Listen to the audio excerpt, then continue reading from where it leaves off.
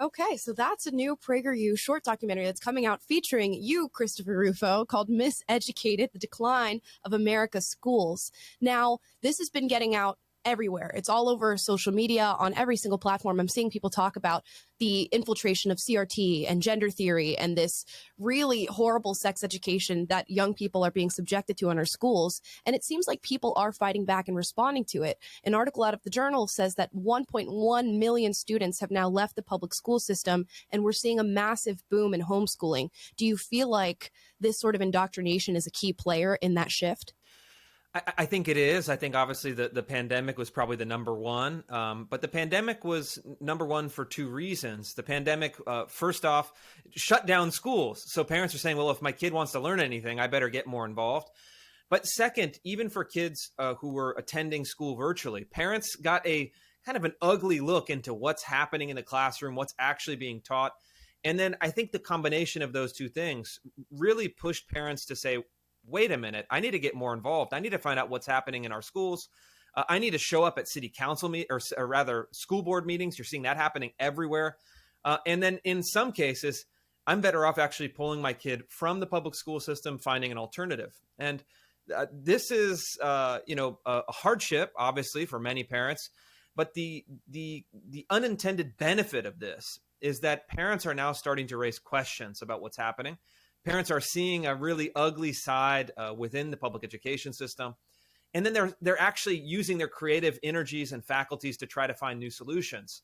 And I think that this is going to be a huge jolt of energy for people who want to see more parental control, kind of better education, better curriculum. And I think that that's the first I saw of the trailer. So it's very exciting to see that trailer. I think this would also play a part in getting out that message. We were talking before on the show about whether or not we've had some states like Idaho and others who have said we are going to ban CRT from being taught in our classrooms.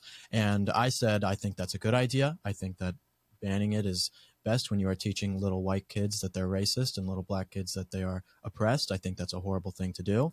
What do you think about that? What's your take on whether or not it should be banned or not? Yeah, absolutely. I definitely have supported that and worked actually with many of the state legislatures in Texas, Idaho, Tennessee, Florida at the Board of Education level. 9 states now have done this, and I think we're going to see another 5 to 10 states join with this movement next year when the legislatures are back in session. But it's really, I think, essential. You shouldn't teach that, for example, the language in many of these bills, one race is superior to another.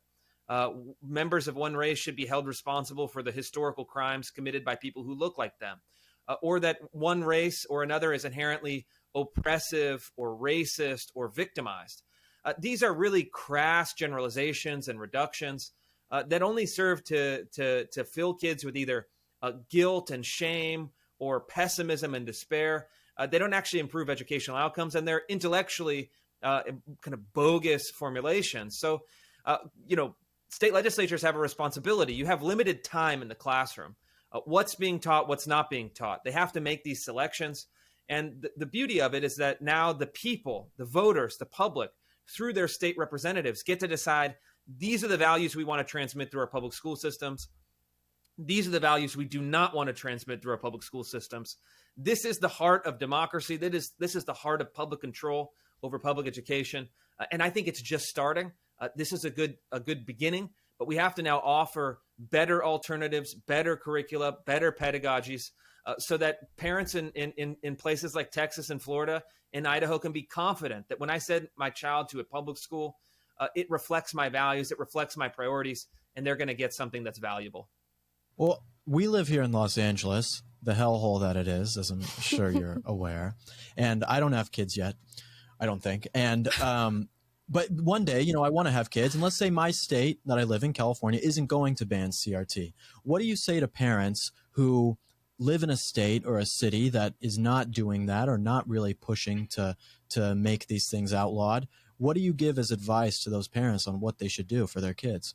Yeah, this is a good question. And, I have 2 kids. My oldest is in elementary school. My youngest has just started preschool. Very exciting. And I live in Washington State, so it's a very similar environment. And I used to live in the city of Seattle. And my wife and I really kind of, you can try to change the school district, the school system in Los Angeles or Seattle. You know, God bless you if that's your passion and what you're fighting for. But by the time your kids graduate from high school, it's not going to change. These are very slow moving, very entrenched bureaucracies and institutions. So I recommend, just from a practical point of view, you have a couple options. If you want to, like, say, live in the city of Los Angeles or New York or Berkeley or Seattle, you have two options. One is to move, to go to a part of the state or another state even, that you would find a school system that is already set up that reflects your values to a greater degree. That's what I did. I moved to a small town in Washington State. You have much better options, much better schools. Actually, my local school district where I live in rural Washington State banned critical race theory by unanimous vote. So they said, nope, we're not going to do this, even though we're in Washington State.